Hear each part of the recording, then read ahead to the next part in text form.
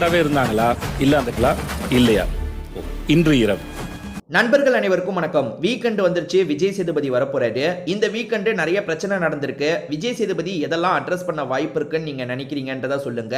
ஆக்சுவலா கமருதீனை ரெகுலரா பாராட்டிட்டு இருக்காரு பாத்தீங்களா, ஆனா இந்த வீக்கு கமருதீனுக்கு சரியான ரோஸ்ட் இருக்கு. ஏன்னா கமருதீன் 2-3 பிரச்சனை பண்ணிட்டாரு, தேவையில்லாம நிறைய வார்த்தையை விட்டுருக்காரு. அதை பத்தி நிச்சயமா கேட்பாரு. இதை தாண்டி கமருதீன் பார்வதி ஒரு விஷயத்த பண்ணிட்டு இருக்காங்கல்ல, அதை பத்தி நிச்சயம் கேட்பாரு. அதை பத்தி தான் இந்த வீடியோல நம்ம நிறைய விஷயங்களை பார்க்க போறோம். அதுக்கு முன்னாடி இந்த வீடியோக்கு ஒரு லைக்கை மட்டும் போடுங்க. ரெக்வஸ்டா தான் இந்த விஷயத்தை கேட்கிறேன். நீங்க லைக் போட்டீங்கன்னா இந்த வீடியோ இன்னும் கொஞ்சம் புஷ் ஆகிறதுக்கு ஹெல்ப்ஃபுல்லா இருக்கும். அதனால தயவு செஞ்சு லைக் போடாம இருக்கவங்க ஒரு லைக்கை போட்டுருங்க. அதே மாதிரி சப்ஸ்கிரைப் பண்ணாம இருக்கவங்க சப்ஸ்கிரைப் பண்ணி வச்சுக்கோங்க. இப்போ நம்ம கண்டென்ட்டுக்குள்ள வந்துடலாம். நேத்து எபிசோட் எல்லாருமே பார்த்துருப்பீங்கன்னு நினைக்கிறேன். ஆக்சுவலா கோர் டாஸ்க்ல வந்து கமருதீன் பார்வதி சம்பந்தப்பட்ட டாஸ்க் முடிச்சு வெளியே வருவாங்க. எல்லாருமே உள்ள போனதுக்கு அப்புறம் பார்வதி கமருதீன் திரும்பி அந்த ரூம்குள்ள போயிருப்பாங்க. இப்போ அந்த ரூம் இருட்டா இருக்குல்ல, அந்த ரூம்குள்ள போயிருப்பாங்க. அப்படி போனவங்க ஒரு நிமிஷம் அரை நிமிஷம் கழிச்சு தான் வெளியே வந்திருப்பாங்க. எதுக்கு அங்க போனோம்? அதாவது வந்து அந்த டாஸ்கை பத்தி டிஸ்கஸ் பண்றது, டாஸ்கை பத்தி பேசுறதுனா கூட வெளியே சாதாரணமா வந்து பேசியிருக்கலாமே, உள்ள போய் பேசுறதுக்கான அவசியமே இல்லையே. இப்ப எல்லாருமே சொன்னது உண்மையாயிருச்சுங்க. என்னன்னா இவங்க மயக்க மூடி எதுக்கு பேசுறாங்க, என்னமோ இவங்க ஸ்மோக்கிங் ரூமுக்கு போய் பண்றாங்க, அதை பத்தி டிஸ்கஸ் பண்றதுக்கு இதை பண்றாங்கன்ற பத்தி நிறைய பேர் சொல்லிட்டு இருந்தாங்க. நீங்க யோசிச்சு பார்த்தா அது உண்மை தானே தோணுது.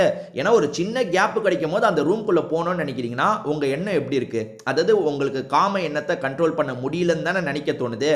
நினைக்க தோணுது இல்ல, அதுதான் உண்மை, அப்படிதான் நடக்குது. ஏன்னா பாருங்க, இப்ப எதுக்கு அந்த ரூம்குள்ள போனோம்? இது வந்து கொஞ்சம் கூட சரி கிடையாது. அதே மாதிரி வந்து பிக் பாஸை பொறுத்த வரைக்கும் ஒரு விஷயம் இருக்குங்க.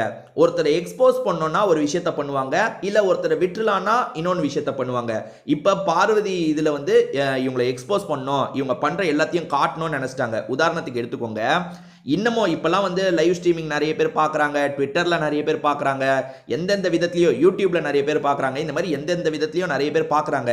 என்னதான் இருந்தாலும் சரி, டிவியில் அந்த 1 மணி நேரம் எபிசோடு பார்க்குறவங்க ரொம்ப பர்சன்டேஜ் இருக்காங்க. இப்போ இதெல்லாம் ஒரு 30%னா டிவியில் பார்க்குறது மட்டுமே, அதாவது டிவியில் 1 மணி நேரம் எபிசோடு பார்க்குறவங்க மட்டும் ஒரு 70% இருப்பாங்க. அவங்க டிவியில் மட்டும்தான் பார்ப்பாங்க, அந்த 1 மணி நேரம் மட்டும் தான் பார்ப்பாங்க. அந்த 1 மணி நேரத்தை வச்சு தான் அவங்களோட முடிவு இருக்கும்.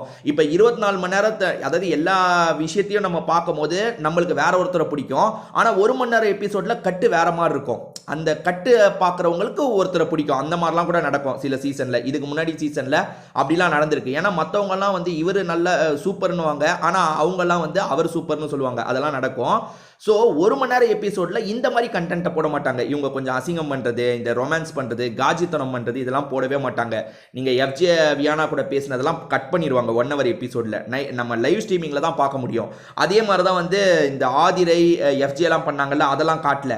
ஆனா அப்படிப்பட்டவங்க பார்வதியை காலி பண்ணோன்னே முடிவு பண்ணிட்டாங்க. அதாவது பார்வதிக்கு எல்லார் மத்தியிலையும் கெட்ட பேரை ஏற்படுத்தி காலி பண்ணோன்ட்டு. ஏன்னா இப்பயுமே பார்வதிக்கு ஓட்டு விழுது. இவ்வளோ நெகட்டிவிட்டி எல்லாருமே போட்டு அடிச்சோம், பார்வதிக்கு ஓட்டு விழுது, சப்போர்ட்டர்ஸ் இருக்காங்க.